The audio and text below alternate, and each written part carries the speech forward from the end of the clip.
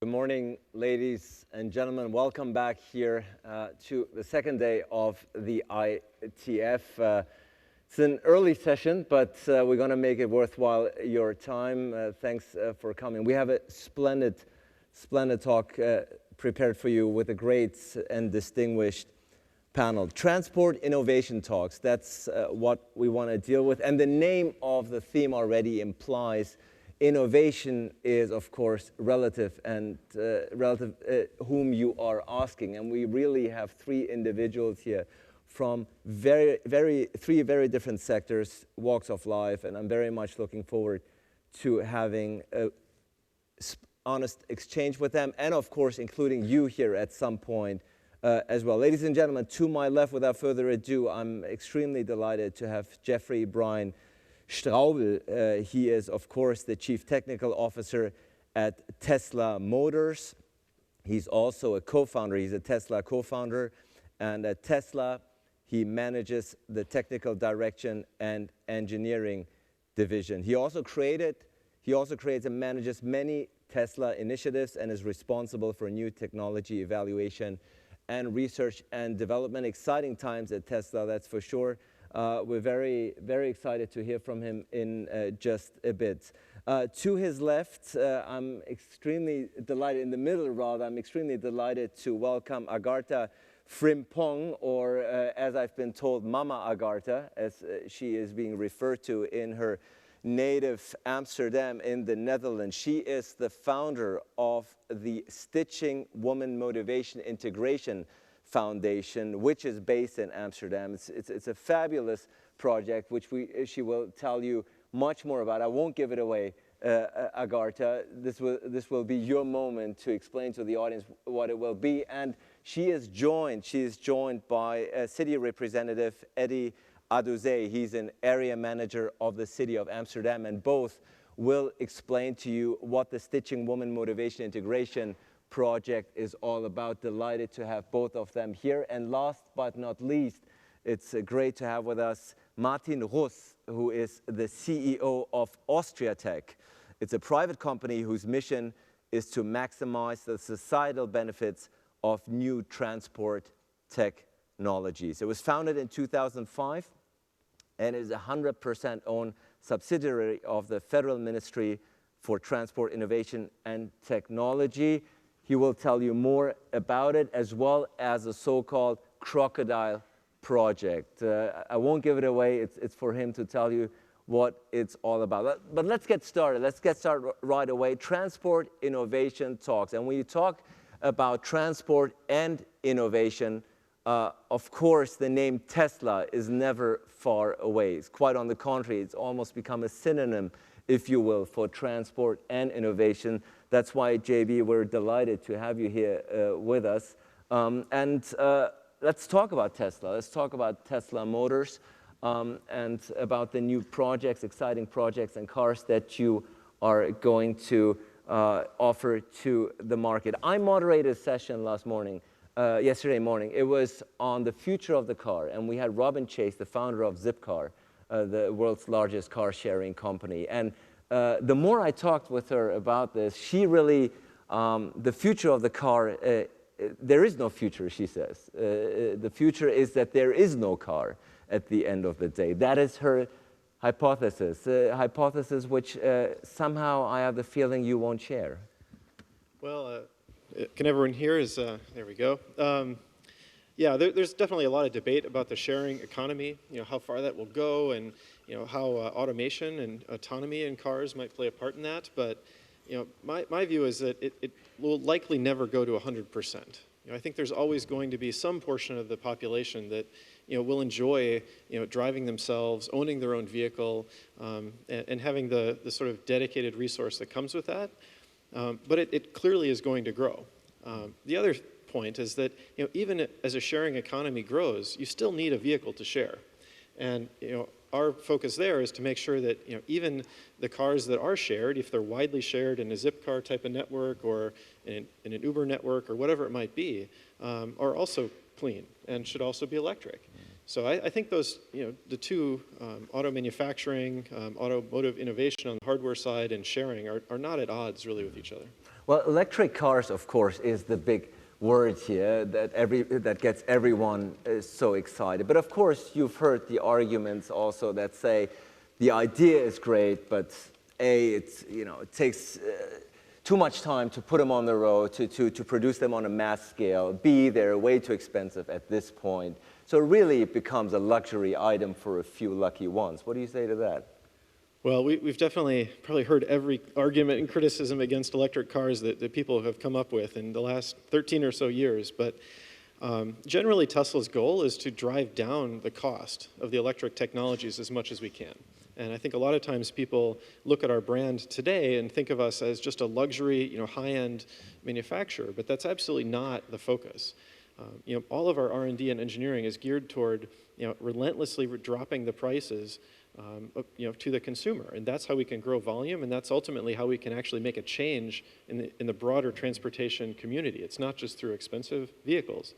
And I think we can see this most directly with where we've headed with our Model 3 vehicle. It's the most recent car that we're engineering, and we just launched a few months ago. And the public reception has been phenomenal for that car. It's a much lower cost car, about $35,000 US and more than 200 miles of range. And I've been told even that the order at this point at least far exceed the capacity that you have at this point. Yeah, it's amazed, really, everyone, even inside of the company. And we're probably the most bullish, excited people about this movement. But today we have almost 400,000 pre-orders for this vehicle. That does far exceed our ability to produce it.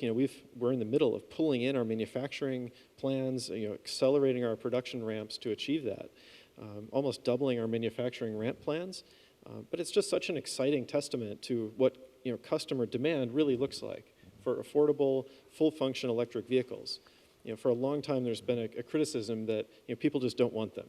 Even if they could be made, people don't want them. And I think this example really proves the point that that is not true.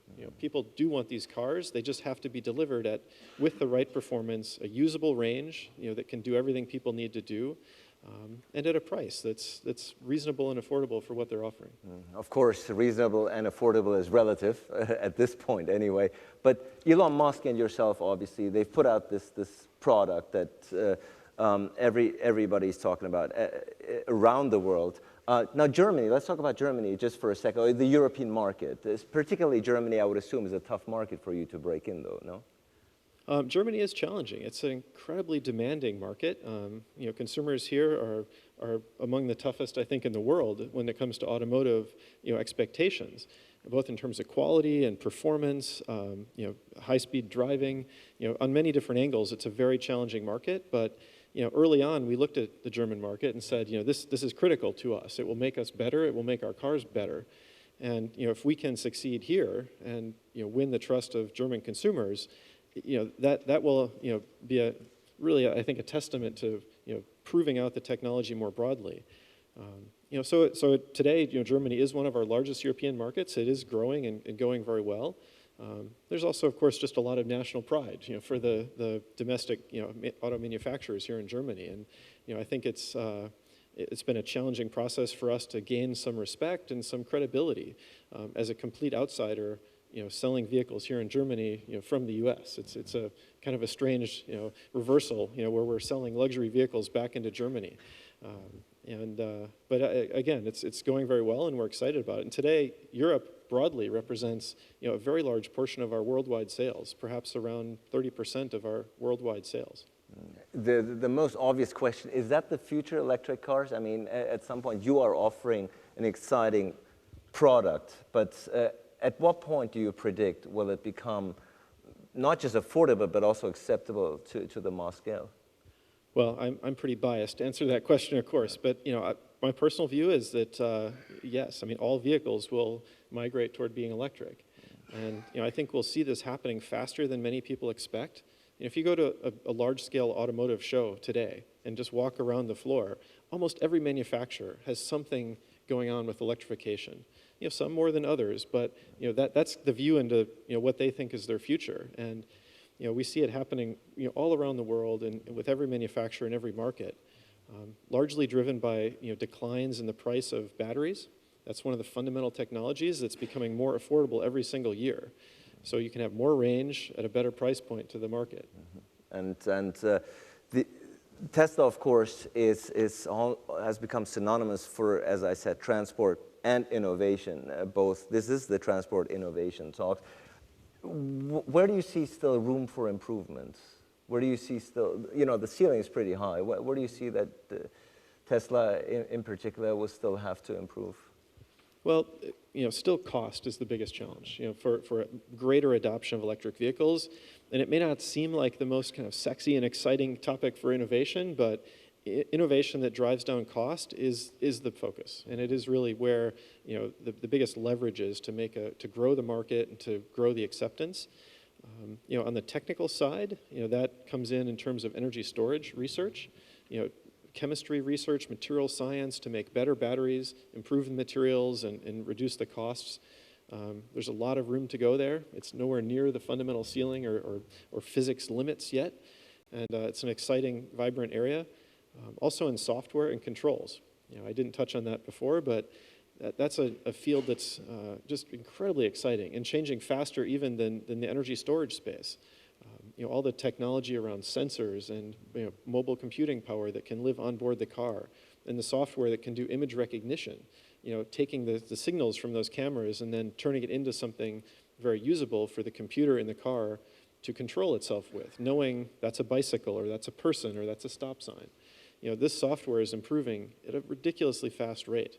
So, autonomy and then the safety features that go with that is another area that is very exciting to me. Well, we're looking forward to what is still to come on your part, JB. Thank you so much for now. Of course, you're going to be with us and you will take questions from the audience in just a bit. But I'm actually going to make a huge leap now from an electric car made in San Francisco to a bicycle project based in Amsterdam.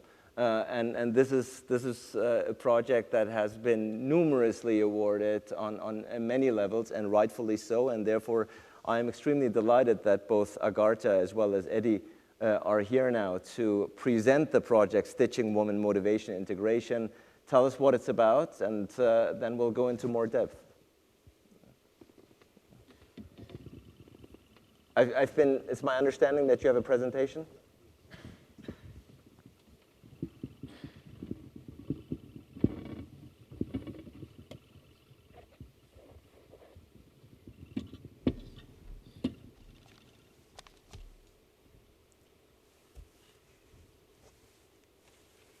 Good morning, everybody. Is it working? Okay. I think I'm here because of Agharta Frimpong, so I would like Agharta Frimpong to take my seat now. Yes. Yes.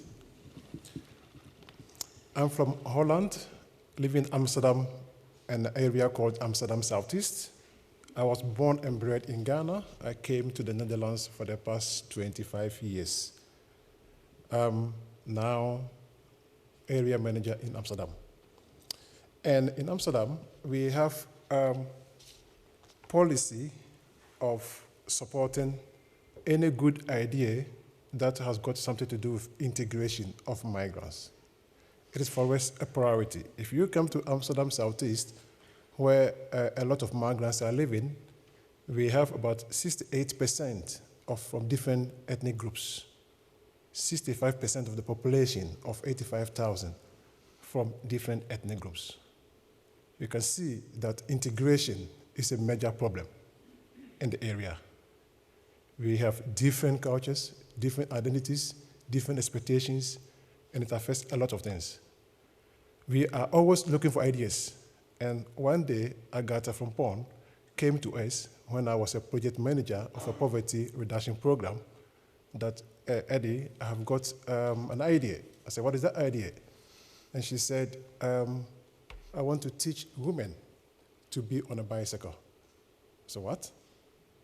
So no, I want to teach women. I said, you are from Ghana, I know you. And I know Ghanaians don't ride bicycles, and even women. In Ghana, if you want to be on a bicycle, people will tease at you. It is for the poor. It is not for the women, it is for the poor.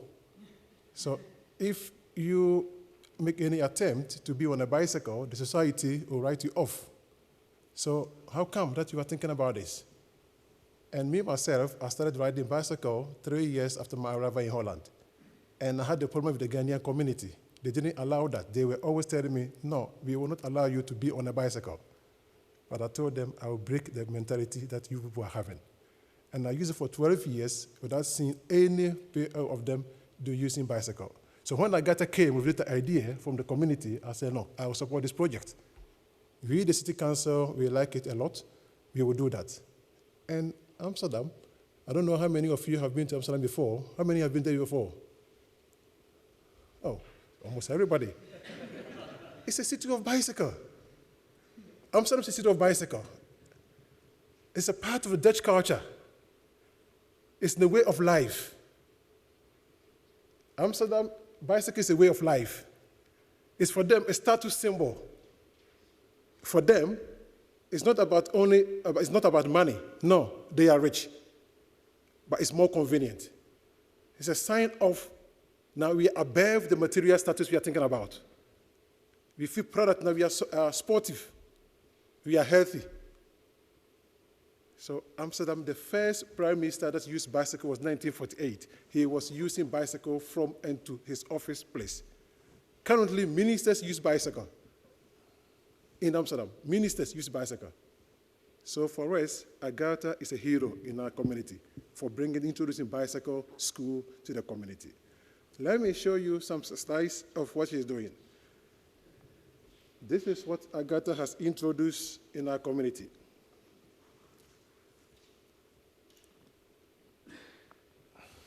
Yes. This is the first week of Agharta and her group starting to teach women bicycle. And they come from different backgrounds, different countries. And how Agharta is able to reach the community is marvelous. Yes, Agharta, what she does is, with her team, she has 12 weeks lessons. And every lesson takes 2 hours. And the teachers are also from different backgrounds, so that communication will be very easy for them. Mostly, they use English and sometimes Dutch, and sometimes they combine also Ghanaian language, because she's originally from Ghana. So English, Dutch language, and the Twi language, these 3 languages cover a lot of the migrants who take part in the program. After the 10-week program, they go out to practice with a bicycle to see as to whether what they were taught in the school, they can really practice it on the field. So these are examples of all these people you see them are participants. They are students. This is interesting. It will interest you to know that most of these people standing here with a certificate. Because when you finish the bicycle training and you go out to do the practice and you don't fall, then you qualify to get a diploma. That is the last day.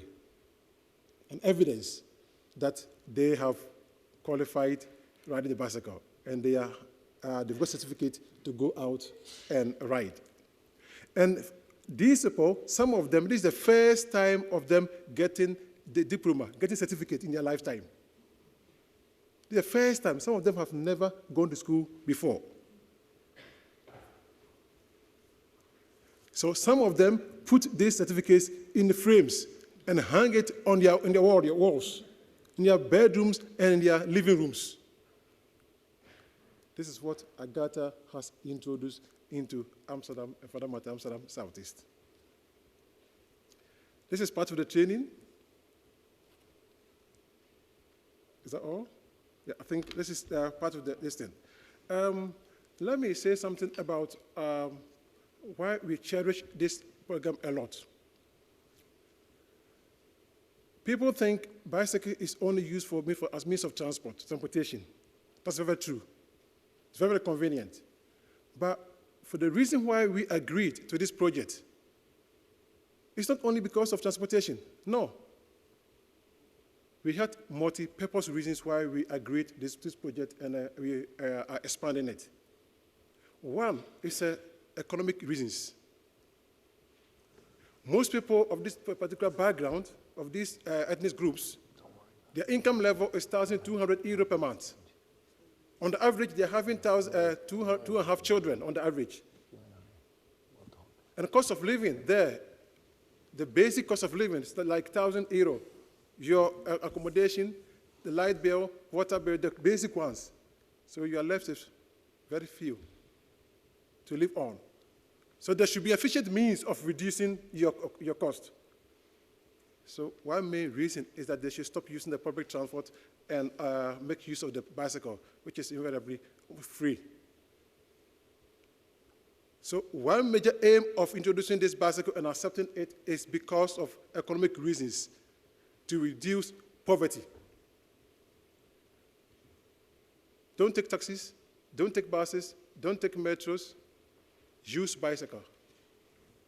And it will help you on the average €120 per month. That's our calculation. Another reason is health reasons. In the Western world, it's normal for people to go out and just go on sport. To be part of sports schools, it's a custom. It's part of the way of life. Of our migrants, no. If we are sporting, then it means we are going to some place, and for that matter, we are walking. We don't have means of doing going apart from walking.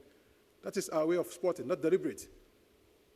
But we, the government, want to make sure that the bicycle project goes ahead, not only for transportation, not for poverty reduction, but also on health reasons. Get to the bicycle and move. Most people are diabetic, high blood pressure. They have them. And with bicycle, we believe, is going to reduce it. Another reason for accepting this project and supporting it is mobility. We want them to get out of their various homes. We want them to move out. Most of the time, you find them in their rooms, talking to the televisions, laughing when they see something interesting on the television, being on the sofa. No. We want them to get out. And sometimes where they're supposed to go is too far. They cannot walk. And we don't want them to use their money to use the public transport, because at the end of the day, they will come and then fall on the social facilities in the country. So we encourage the bicycle so that they get out of their rooms and go and make visits. And it will interest you to know that some employers in Holland being able to ride a bicycle is a necessary requirement. It's a criterion to get a job. Because some places, there is no means of public transport. And you cannot walk. So if there's no means of public transport and you cannot walk, then you have to do what? Be on a bicycle. So they demand that. So that is also another reason why we think we have to introduce bicycles. So with this bicycle project, once again, this is a transportation forum. It's a top priority, but we have other means, the other reasons why we've introduced this bicycle. And I'm encouraging all of you to do the same, because we are getting a lot of results and improvements, and we are happy about that. Thank you for listening.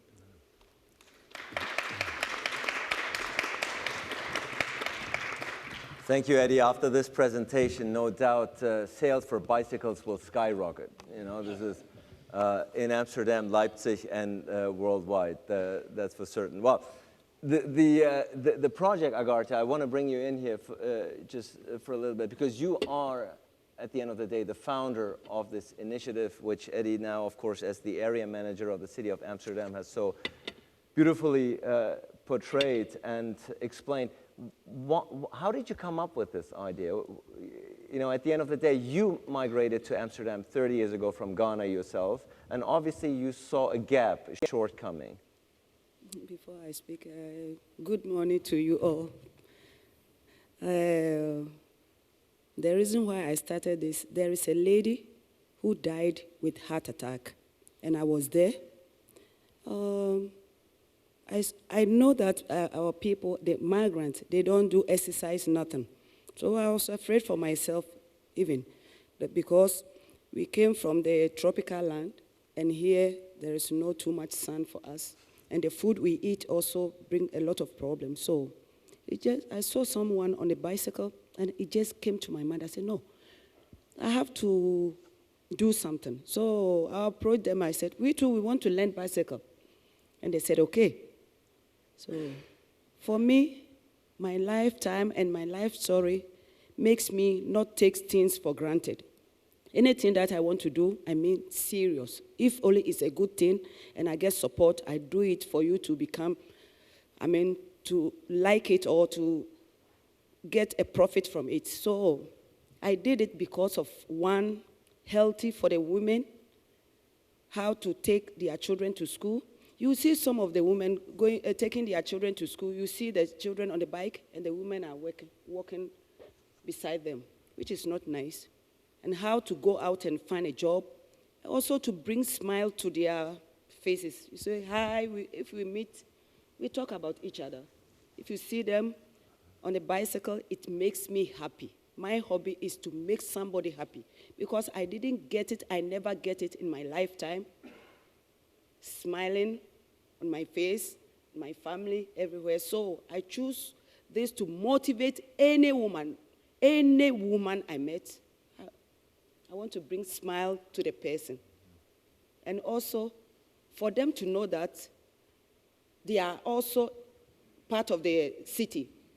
My motto is, don't let your past despise you or destroy you. Be involved. Anywhere you go, be involved and do something for somebody to benefit from you. That's why I do this. And I started with 23 women. And now you don't believe that I have 1,600 women who has learned bicycle from me with the help of the City Council of Amsterdam. They give them free bicycle. So I was so proud. If they see me, Mama Agharta, they adore me. So I'm very surprised to be here with all you noble person that I met. I don't want to cry because I have more tears on my eyes. I'm so happy and I'm so glad to be here. I don't know what to say. What advice I would give to not only the woman, the man too. Anything that you want to do, take it serious and it will bring you where you never dream of. Thank you. Well, thank you, Agharta.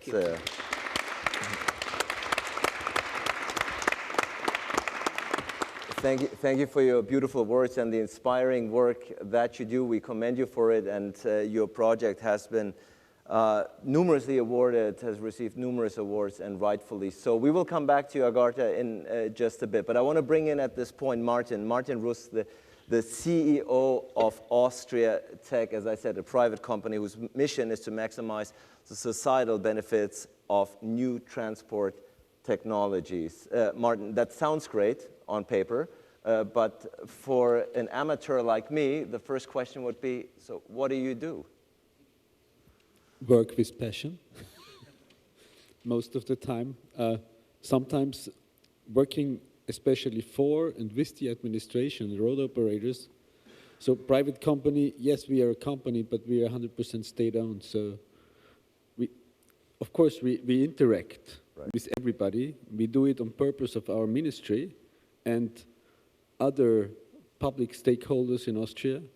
But not only in Austria, our purpose is also to work with our neighboring countries, because we are a small country.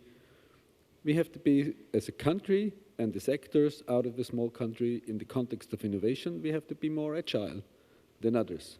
And this is what we try to do as an agency, as a supporter for bringing new technologies, new innovation, or no, making innovation out of new technologies, or bringing the ideas also to the market, setting the frameworks.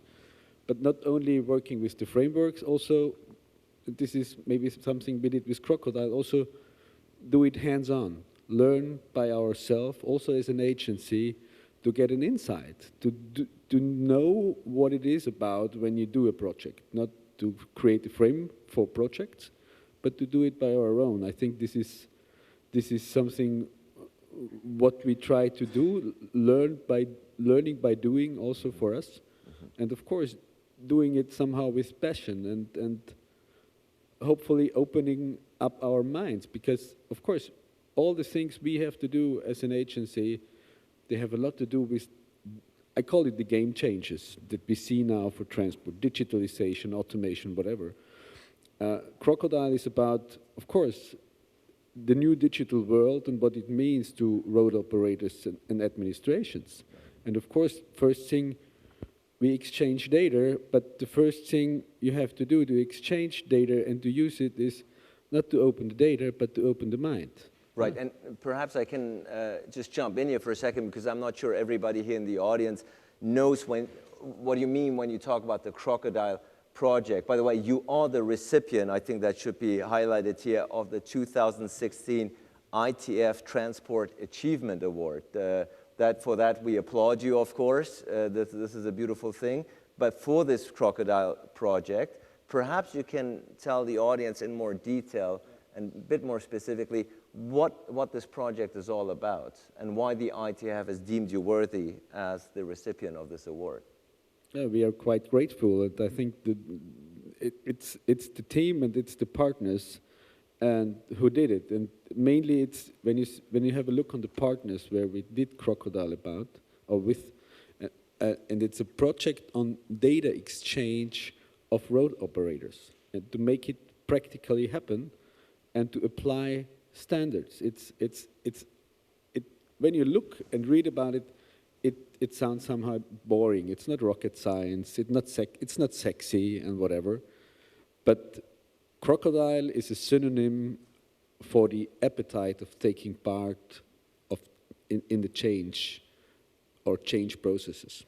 And Crocodile is about, what's also funny, we always see all these regulation and directive stuff from the Commission that's coming along and we have to do it, and the member states, everything is getting so complicated.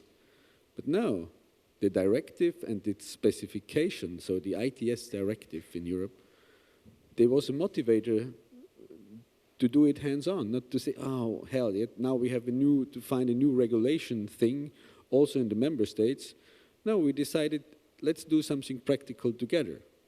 Let's do something practical together, establish not only the standards, so we use DataX2 for the exchange of information on safety-related information on the high capacity road network, and also information on truck parking things, so for freight. But it's not only about using the right standards, it's about the processes and the interpretation of all the data and information that's almost there. And it's about linking the different services, linking the different systems that are in place in the different countries, especially, let's say, that there's a kind of a gap between Western Europe and Eastern Europe, but I think it's empowering them and engaging our colleagues in Eastern Europe, especially, and helping them to work and bringing them on the same level as we are, because it's, as I mentioned, it's not rocket science, it's also for them a little bit more leapfrog. For us, it's incremental what we do. And the Crocodile project was also, I would say, just the beginning. It was the easy cheesy part, and the technology part in it was maybe 10%, and 90% is an organizational, political framework. But what happened, and what happened also with, let's say, getting an award for that, is that we see that these tiny little data exchange projects, they are becoming an option for transport policy. It's not just about building roads and building infrastructure. It's about creating also a data and service ecosystem. So it's not only the exchange of data, you need the organizational framework in behind. And now we're starting the next things, because the next things, it's Crocodile 2 is already ongoing with the same partners or even more partners, and with widening of the scope, where we say, okay, why can't we create a metadata platform, for instance, on all transport-related services and data out there in our countries, and bringing it together in the same format, that everybody in Europe, especially also private service companies, they know where to look at, and they get data in the same format, they get information on the same and interlinked platforms. And the next thing now is already in planning to say, okay, Next thing, cooperative system, bring the same services that we now have out on the roads, also to the vehicles, to the users. Well, we wish you continued luck, of course, and congratulate you once again on this award. Now, I want to bring you in, of course, because there's a lot of expertise here on this panel, but I know also in the audience, I believe we have microphones here. So if you have questions, please indicate it and tell me whom you want to address. And in the meantime, JB, we are here in Leipzig, in Germany, in Europe. You heard from an Austrian innovator. You heard from a beautiful project that is innovative in and of itself, based in Amsterdam. But of course, the world looks mostly, when it comes to innovation, at you and towards the US, and particularly San Francisco, and so on and so forth. Is Tesla a very essential American product at the end of the day? Could Tesla have come out of Europe as well? I think it potentially could have. We were definitely helped along by the sort of startup ecosystem and mindset in the Bay Area and in Silicon Valley. But it was far from expected or typical to start a car company in Silicon Valley. This was a ridiculous idea, roughly 13 years ago, and pretty much all the investors laughed at us. Everyone thought this was crazy. It was supposed to be Silicon Valley, and focusing on electronics and websites and different business models such as that, not building cars. So in some ways it was very unintuitive that Tesla came out of the region and place that it did. But the transport industry is one that is typically dominated by very large players, large OEMs, companies that have been around for a century or more. So it had historically been, I think, a difficult place to innovate. And in recent years, really in the last decade, it's exciting to see how much innovation is coming into the transport sector, and particularly the vehicle sector. Tesla is maybe one notable early success, but there's hundreds, even thousands of startup companies being launched all around the world, definitely not just from the US, dealing with every aspect of transport innovation, sharing, propulsion, applications to help people be more efficient or drive more efficiently. It's pretty cool. I think it's a unique time, and you didn't see that 20 years ago. Yeah, perhaps not. The people I spoke to about Tesla in particular and about electric cars are saying, yes, in essence, it's a great idea, but seriously, at the end of the day, we don't have sufficient recharge stations. This will take ages. By the time this will all be done, we might be talking about a next big thing. That must be on your mind. Well, there always seems to be the next hurdle, and there's always a large group of people that just can't imagine how the next hurdle could ever be overcome. That's been true, at least for us, I think, since the beginning of the company, is that something that was on our horizon, everyone would say, okay, well, you've done the last thing, but you can't do the next thing. That's where it'll be impossible. And I think that's true with innovation in general. It takes a kind of a different mindset to have faith that you're going to do what currently seems impossible. And to recharging networks in particular, that has been, I think for a long time, a stumbling block or a roadblock for EV adoption.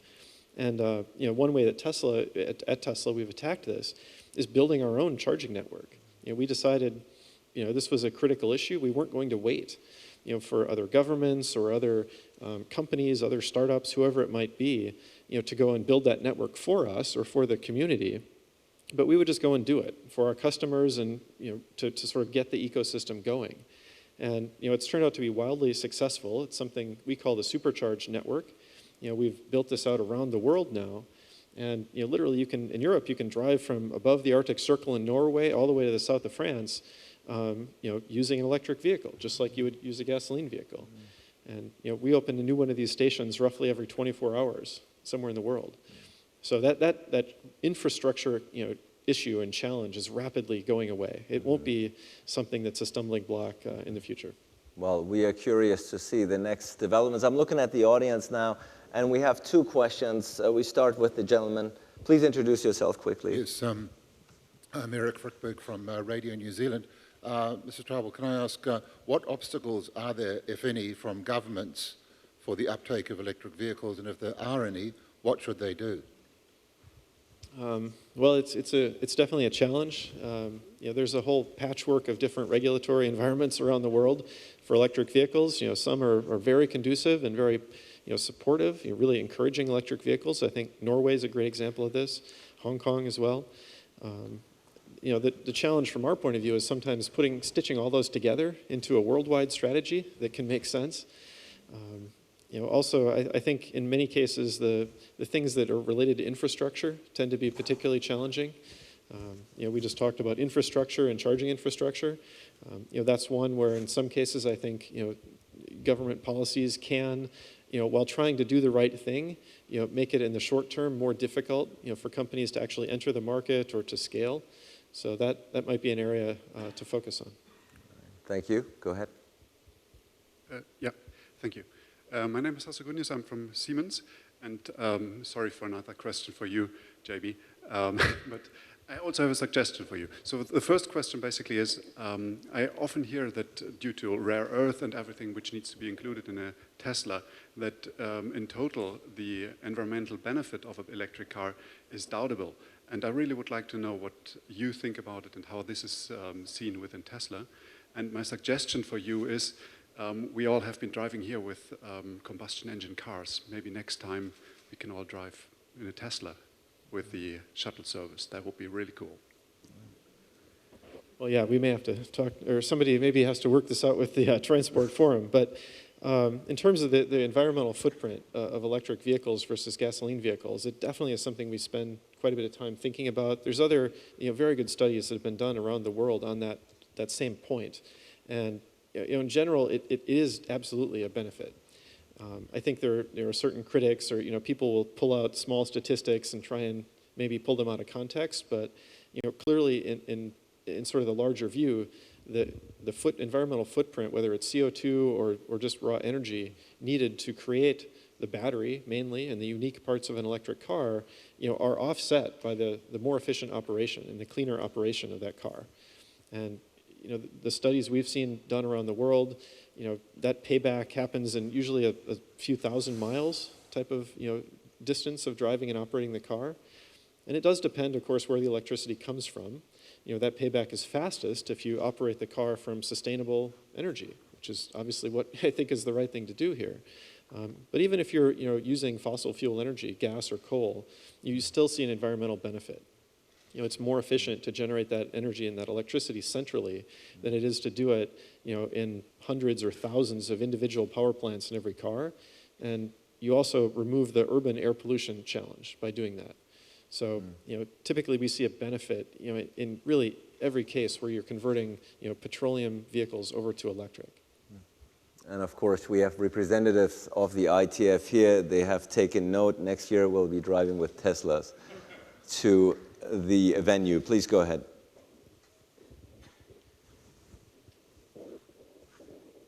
Okay, I'm Thorson from the International Federation of Pedestrians.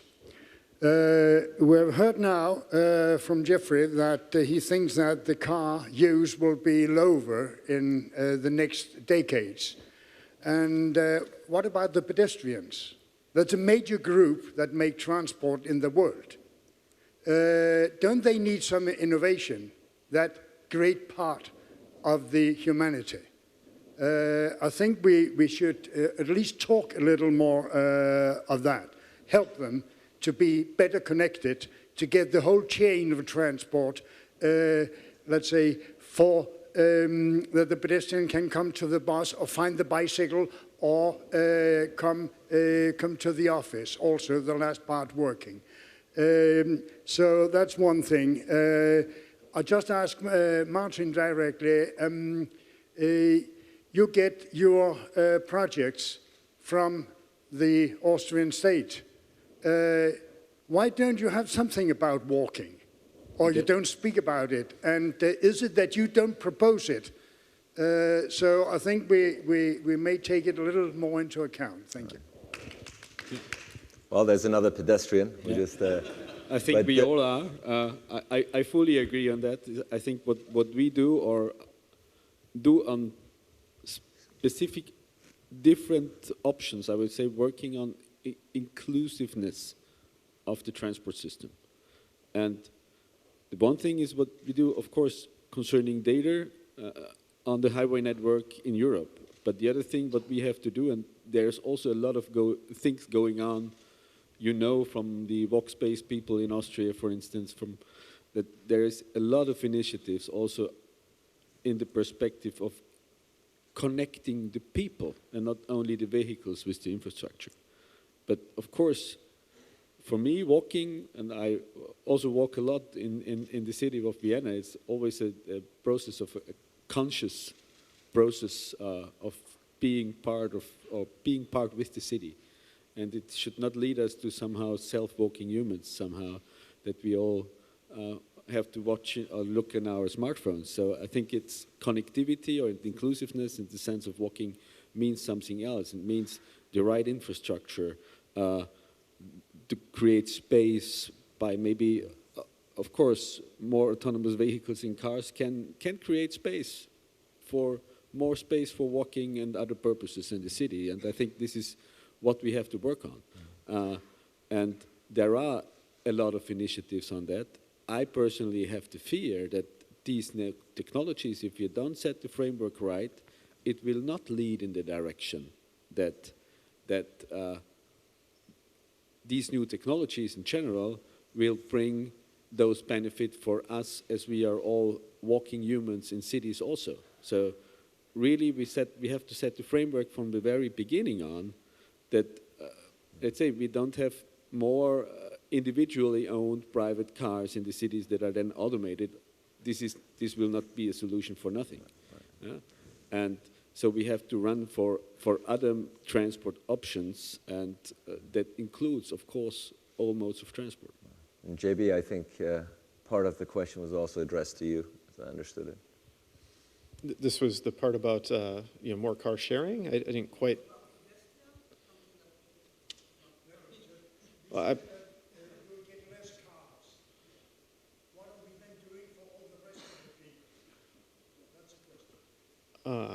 I don't recall saying it. We'd have less cars, but it may be as a total in society, or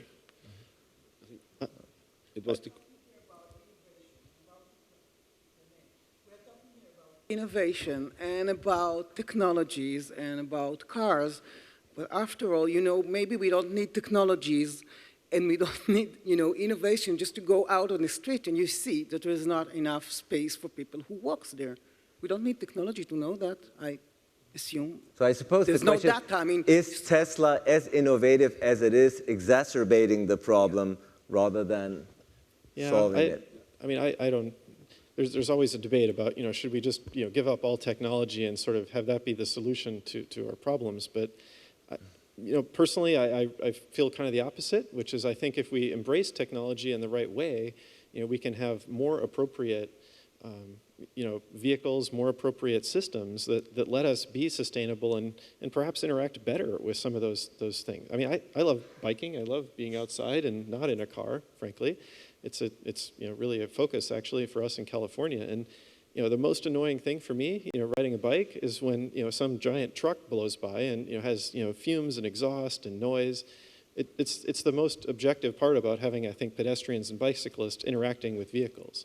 So if we can help fix those kind of, in my view, emissions issues, that actually makes that interaction go better.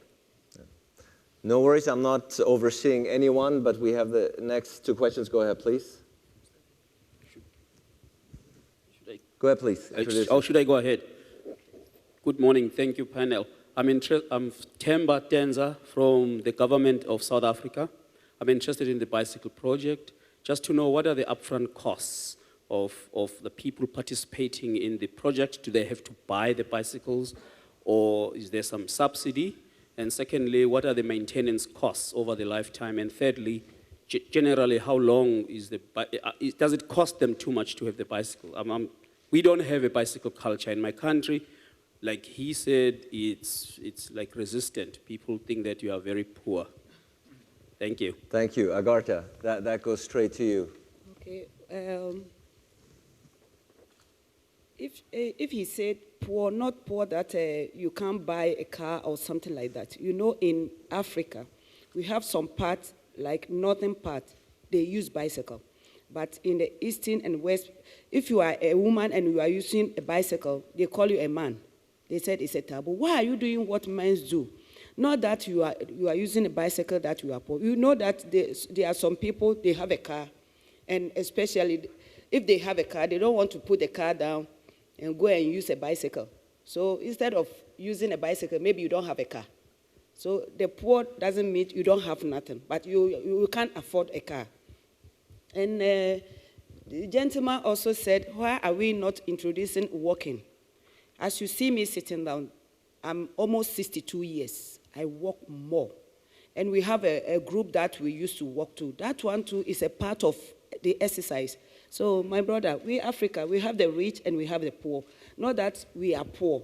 It's only we are not interested in exercise. That's the main thing. We are not interested. And the bicycle is not only running bicycle sick. It's for your health and also make you move everywhere you want to go. Not all the place that you can go with a car. And we are not used to. Last year, some people from South Africa, they came to Holland, Amsterdam, and they called me to let me explain how I managed to reach where I was. It's something that we don't know, and it's not our culture.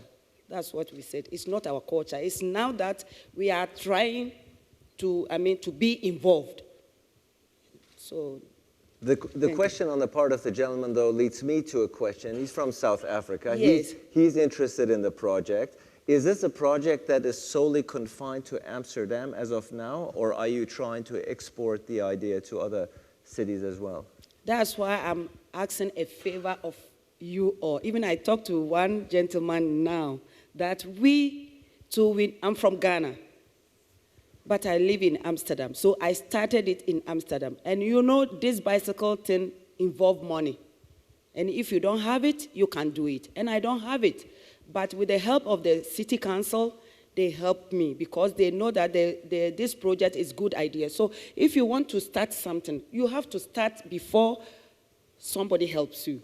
If you are sitting down and said, I want to do a bicycle, how can I go? No, just start and ask. If you ask, you knock, you find, and you get. Thank you. And perhaps you can exchange afterwards and bring the project to South Africa as well. That would be a great success story. Go ahead, please. Thank you so much for taking my question. My name is Ija from Kyoto News. I'm a science news writer. Mr. Strobel, could you give me your opinion in the future of fuel cell vehicle and hydrogen utilization in the vehicle, and economic-wise and technology-wise? The future of fuel cell, how do you think about the future of fuel cell vehicle and hydrogen utilization in the vehicle? The hybridization, was that? No, hydrogen utilization, I mean fuel cell vehicle. Fuel cell. I see. Well, maybe this is a contrary viewpoint, especially amongst some of the OEMs in Japan, but I am not a fan of hydrogen. I do not see a future for hydrogen as a transportation fuel. The efficiency of going from the primary energy source of wherever you're creating the hydrogen, whether it's solar, wind, hopefully it's sustainable, going all the way to the energy consumed in the vehicle is very inefficient. And I think this is kind of an intellectually, attractive idea because, I see everyone saying, oh, hydrogen is abundant, it just makes water. Those are totally irrelevant points, for using hydrogen in transportation. What you need to look at is the efficiency of going from primary energy to consumed energy. And a hydrogen vehicle uses roughly 3 times more than an electric vehicle. That's fundamentally, I think, a really tough limit. Even if all the other economic issues can be sorted out, you end up in a place that's going to cost 3 times more per mile to drive and have 3 times more environmental footprint. There's also a very tough infrastructure problem with hydrogen vehicles that no one has been able to solve. In my home state in California, in the US, there's big efforts to try and deploy hydrogen vehicles, but the infrastructure has lagged behind. And the difficulty of putting in a hydrogen fueling station is extreme. The permitting process, the people don't want them in their neighborhood. We have something like 5 or 10 stations in the entire state. And it's taken years and years. They haven't been able to expand it rapidly. So I think there's a really tough chicken and egg problem there. I don't see the future. I believe batteries will end up improving faster and making hydrogen a bit irrelevant. I think it's a clear answer. Martin, did you want to chime in here? Just want to add something on that. I see it a little bit different because we are also, of course, working on in Austria on the creation of a framework concerning charging facilities for hydrogen, and also having the different technology options. And of course, looking well to wheel in the end. And for some purposes, it makes sense. For some regions, it makes sense. It's like in electromobility. For some regions, for some countries, it makes more sense to invest because they have a lot of clean energy, for instance, than for others. So the motivators are different. And the purposes, especially in freight transport, for instance, let's see where battery leads us in freight transport or what hydrogen can do for us. I would not see any technological lock-in at this point. I think keep it open as we kept it open also for e-mobility during the last decade. Well, we'll agree to disagree on this. Go ahead, please. Yes, first as a Dane, I would like to congratulate Mama Agharta with a fantastic story. We have a little experience I would like to give you further for your grouping of women. We have learned that the easiest way to learn people to bike is to take hand of 3 to 4 years and include their parents or grandparents so they can see the fantastic eyes when a child is running around. So this is, but congratulations. I'm here as a president of the European Association of Logistic Platforms. We have about 240 platforms around Europe, and we are naturally also interested in the other aspect of this technology question. To our fantastic innovation from Tesla, I will ask my questions this way. When do we see the Tesla technology innovation being transferred as a model and inspiration for the trucks? I am directly being asked to raise this question because you have installed in one of our transport centers in Denmark 12 supercharging facilities, and all the people on the ground, the drivers, the truck drivers say, haha, this is working, this is what, why are we still having the problems with having the capacity? So my question is concretely, I know that has been for 8-10 years ago, a little discussion in your company, but is it still, why the question, or could you perhaps help a little for to transfer this technology to the trucks? Thank you. Yeah, I mean, I can't, of course, say too much about sort of the new products or things that we're developing, but from just a pure technology point of view, everything that we've done on vehicles, translates directly into trucks. There's no reason that you can't today make a very compelling electric truck, that can charge in the same sort of times as a Model S, as one of our passenger vehicles, and have the same economy of operation. It hasn't. That sector, I think, hasn't seen the same type of innovation. It's a bit more conservative, and obviously people don't want to take risks on the end business, which is to move a kilogram from A to B. But I think we will see that coming back, especially perhaps as fuel prices tend to rebound. And there was a lot more interest in this a few years ago as fuel prices were much higher, and then we've seen kind of the interest start to wane. Whereas in the passenger space, there's been more of a sustained interest, but it will definitely happen, and I think quite soon. All right, thank you. First, the gentleman here in the first row, and then we'll go to you. Go ahead. Philippe Christ with International Transport Forum. So we've noted the idea of having Teslas here next year. We'll talk about that. I have a general question. We're talking about green and inclusive transport, and we're talking about innovation and in some ways behavior change. And we've heard from Tesla a process of innovation that's led by bringing very complicated, complex, very seductive vehicles to people. And we heard from Agharta about bringing people to very simple machines. And so my question to the panel is an open question. Which strategy, a people-centered strategy or a technology machine-centered strategy, is the one that you feel is best able to deliver the innovation that we need in cities for inclusion on the one hand and for green growth on the other hand? So machines or people or both? Which way do you see it? All right, thank you so much. Perhaps we want to start with you, Agharta, and then we'll do Martin and JB. I think both. For me, I think both. People and the machine goes together, because even the bicycle also is using machine. So I think for me, both of it is. But it's better we use the simplest way than the bicycle. You can go anywhere of it. Any corner you can go with the bicycle. That's what I think both. That's what I have to say, both. Thank you. Martin? I think you need both and even more, but you have to start with the user. The user must be our central principle where to start. So it means the service and the accessibility to users is key. And behind that, we need the infrastructure, vehicles, whatever. Fancy new stuff also, I think. But start with the people. JB? Well, I feel we have a consensus here, but I would also say both. I think it's important to embrace both sides of this.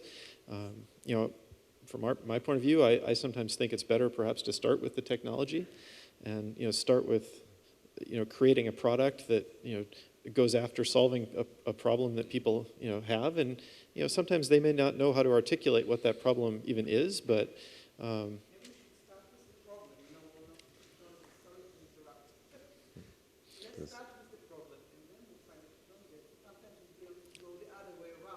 I think the biggest problem we have is emissions in the world, and we could either have people not use transportation at all, but how many people drove here today or flew an airplane here? How many people walked here? Maybe I'll ask the other question. How many people walked here? The Estonian delegation walked. It's a challenge. And I think finding ways to minimize the impact of the things that we have to do to carry on in society today is a really critical way to make an impact. And I think we can make an impact quickly without having to necessarily retrain everyone or change everyone's behavior.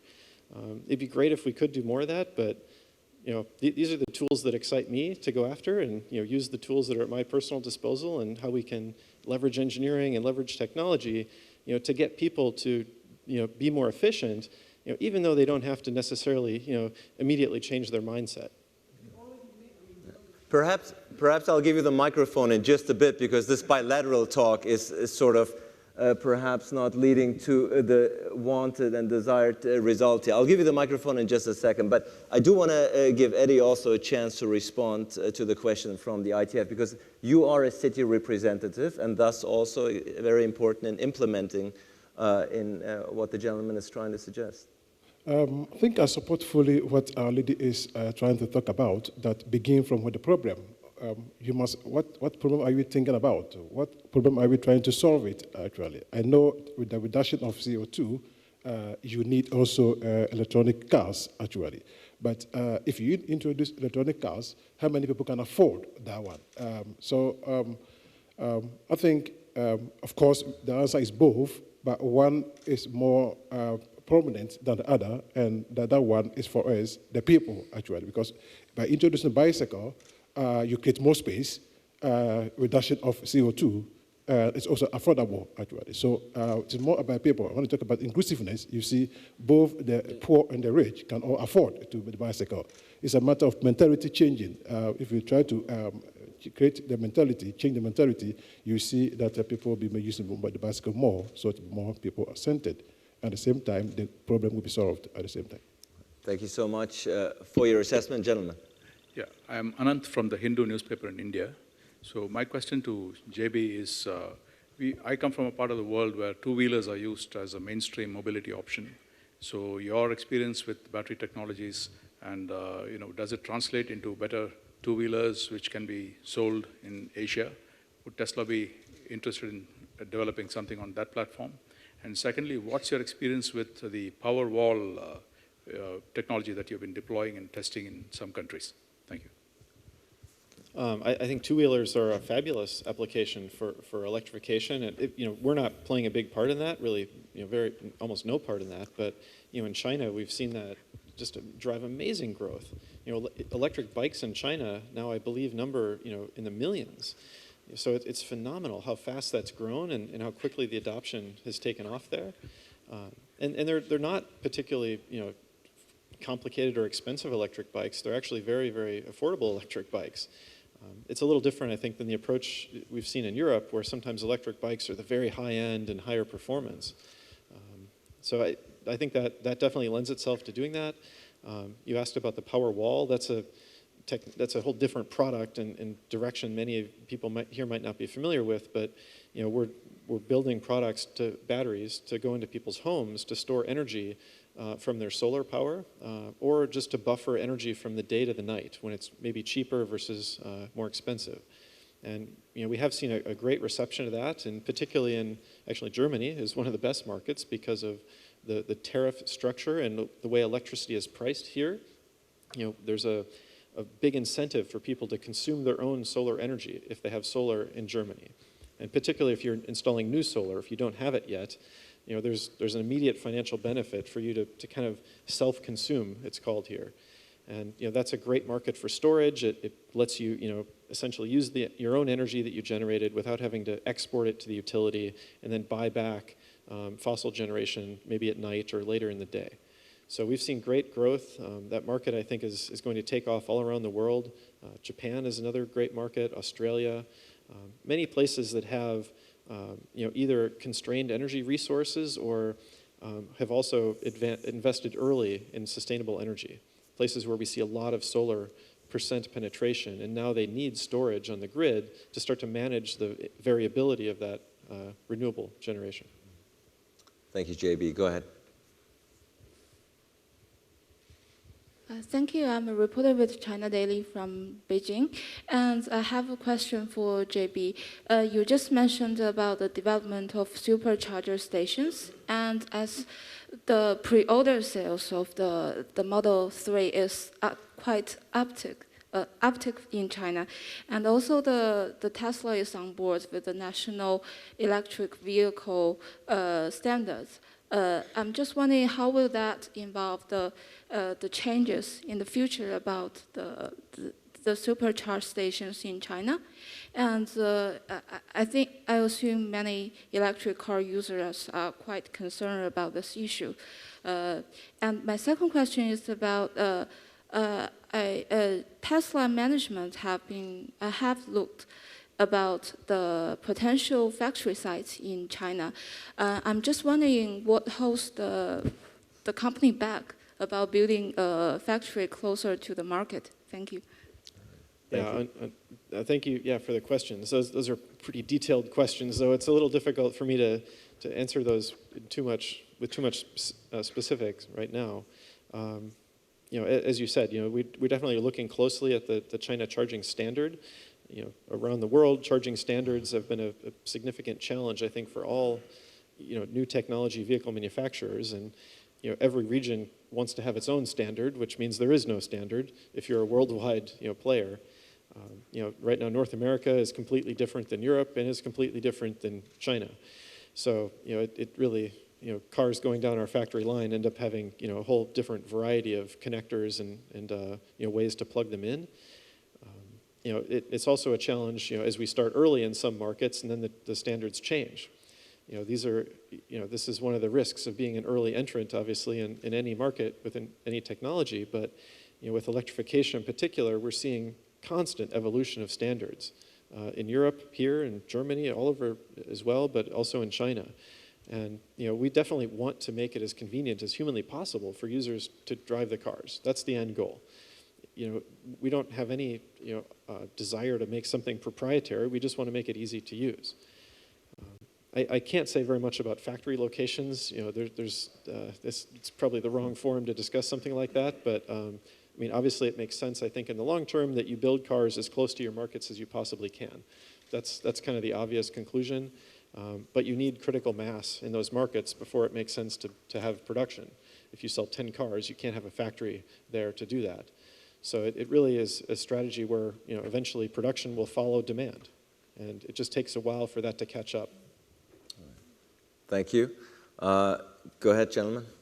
Okay, sorry to be back again for the pedestrians, but also for the traffic on mobility safety.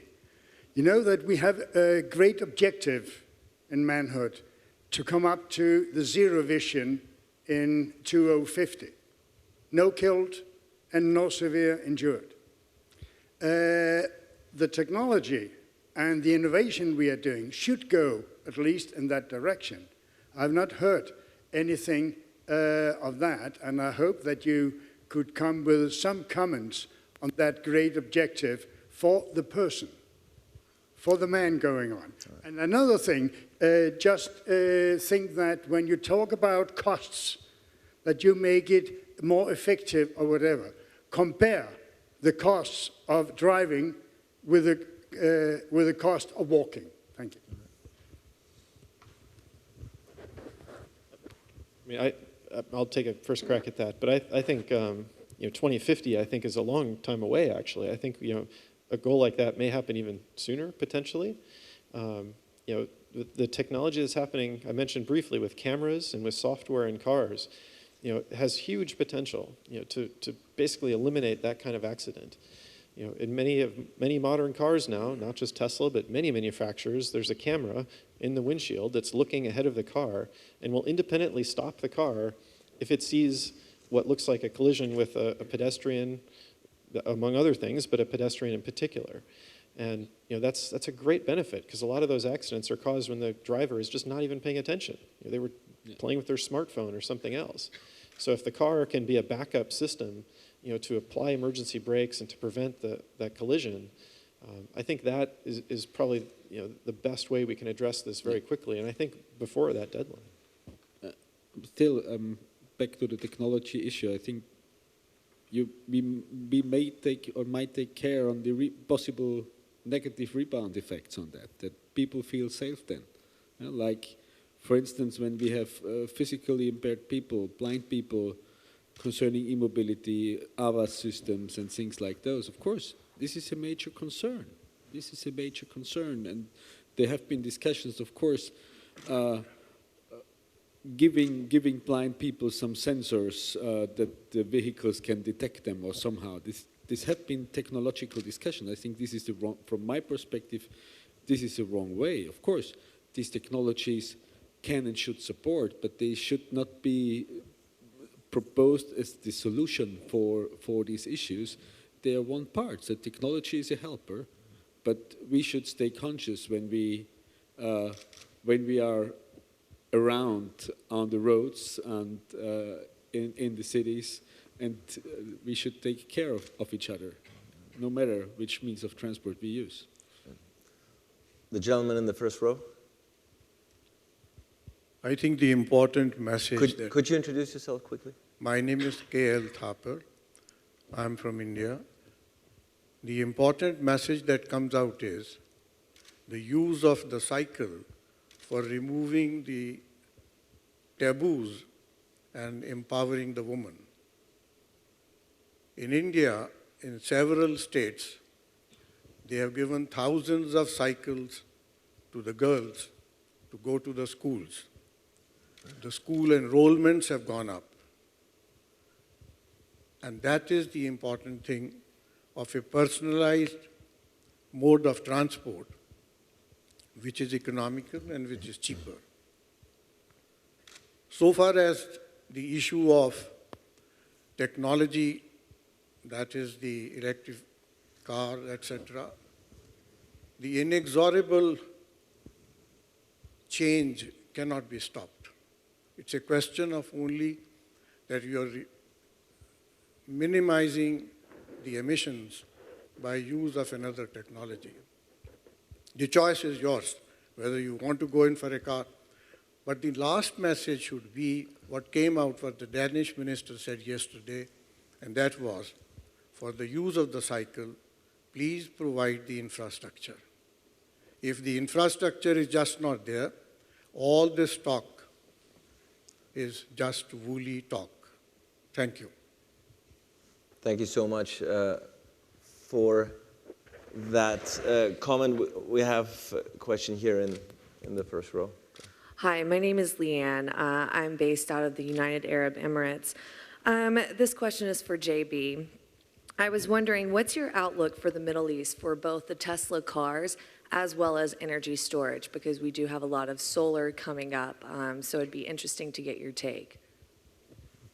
Well, I don't deal too much with our market expansion plans, so I can't really say in detail sort of, when or where something would happen, but I definitely think the potential for renewable energy in the region is extremely high.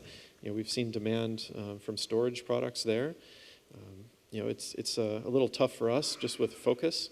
We're still such a small company that we have to sort of reach a critical mass in every market before we then expand to a new market. So, even though there definitely are eager customers, all around the world, we tend to try and take this one step at a time. So, I guess that's maybe about as much as I could say about that. Enough to justify the investments needed to support the cars and to have I think a very high quality experience for people. That's really the key, is to make sure that people don't feel that they've used a product or bought a product and then don't have the infrastructure needed from Tesla and around us to make it really fully usable. Well, this session is winding down quickly. This went by very fast. We're almost on the dot 10:30. A few more minutes left. I'm looking into the audience. I'm not seeing any more questions. Yeah, the Israeli journalist, do you want to steer some trouble? Go ahead. Give her the microphone. She's been waiting for a while. Okay. I just want to make 2 points, okay? First of all, when I talk about a problem, Tesla, if we say that the problem is pollution, so maybe Tesla is the answer, but maybe pollution is not the only problem that we have. Okay? We have a problem of space that car takes in our city. We have a problem of, congestion. We have the problem of sitting. Sitting is the new smoking, We sit all the time. Tesla doesn't solve this problem. We'll still sit in the car. Maybe we can have this panel walking next time. Yeah, I really think so. I mean, it's a problem, and this is not. I mean, maybe Tesla will increase the problem because, okay, we don't have any pollution anymore, but then again, we have the sprawl that costs us a lot of money, the infrastructure. A car traffic, 2,000 cars that's on the road, stuck in traffic. It doesn't matter if it's electric or, other fuel for the people who sits there. So this is one comment. The other comment that I want to make is about the way we talk about people who walk or bike, okay? It's not an exercise. Some people use their feet and their muscles to go to work, or to go to whatever, to any it's not that we are going to work or to cycle because the sun is rising, and there's a sunny day. I use my bike because I need to go to work. And if we look at the bikes as a vehicle that have the same rights or maybe a better rights than cars, then we don't think about to find, you have to let them go on the road because the road is there. The question is who is using it. And our roads basically now, first of all, belong to cars. Maybe this is not the way it should be. Maybe the way is to say, first of all, we give the road for bicycles, then to public transportation and mass transportation, and then if there is a room, we'll give it to a car, whatever it's Tesla, which, of course, I hope it will be Tesla because it's not noisy and it's not polluted. But just if we have a place for it, after we give the space for pedestrian, cycles, and sharing and mass transportation. All right. Thank you. Thank you for your input. The ITF guys have taken note. Next year at Tesla and movable panels. This is what we're going to have next year in 2017. Last question. Go ahead, please. Peter Miller from the United Kingdom. The comment that sticks in my mind from this session was, sorry, I can't remember your name from Tesla.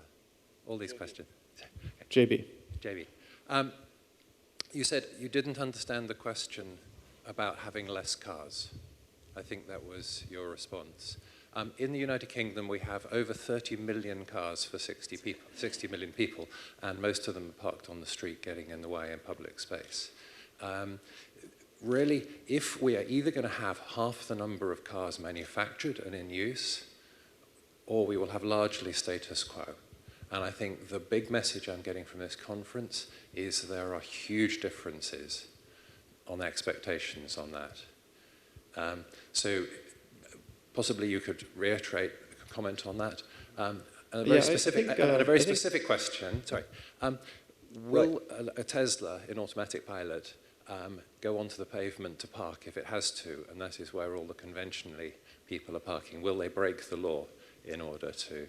Possibly that's a different subject. Well noted. JB.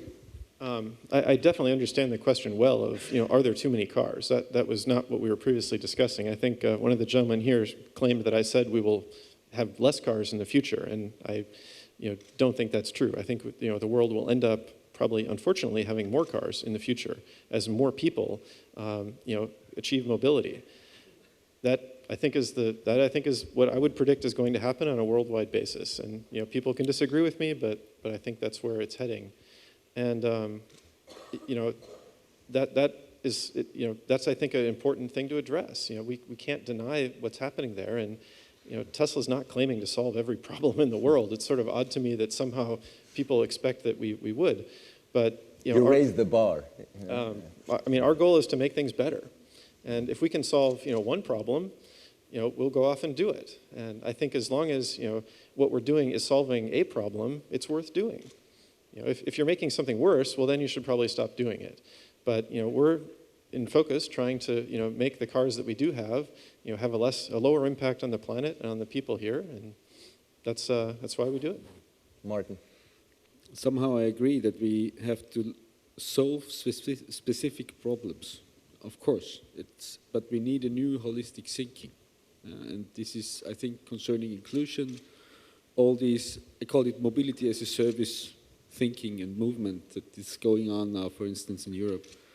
But I think also in the US it's starting. So if we organize mobility different and we are only paying for our way from going from A to B or paying for access to mobility options, then we need really heavily think about how do we create the jobs then that are now in the production industry.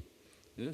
So, of course, we are now having an environmental nightmare somehow, but we maybe are entering another nightmare concerning value creation and jobs. Or we have to reshuffle our society that these new mobility options can work. I think this is the major question in the end. And also because I also see, no, if it's the only solution or the only perspective from the public point of view and the policy point of view that more people means more cars, then we are doing something wrong. Right. Marta, because, well, yeah, one fan, that's for certain. Marta, because we're wrapping up here, Agharta, what is next? What is next for your project? I mean, you already talked about the successes and how the number has quadrupled of participants. What's next? What's next for you and the project? My next project is to bring it broad, not only in Amsterdam, but in everywhere that the women can reach, or this bicycle project can reach. I'll be very happy next time I'll be invited to another place that the bicycle has been more successful, not only with the women and the men too, so that sometimes you can park your car for a few times and use the bicycle. I want it to become very big and famous the whole world, not only in Amsterdam. Thank you. Well, we're certainly looking out for that, for your worldwide expansion. Yes. I think you're starting out in South Africa. I think this is what we have just determined. Transport Innovation Talks. This has been, I believe you would agree, a fascinating discussion.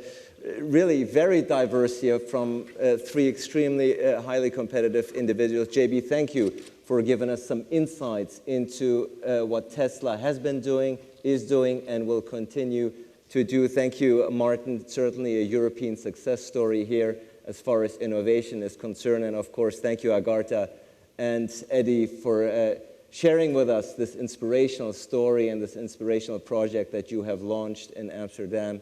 And we wish you continued success. With that, that wraps up the Transport Innovation Talks. Thanks so much for your attention and your active participation. And we're going to finish with a big round of applause for our fascinating panelists. Thank you.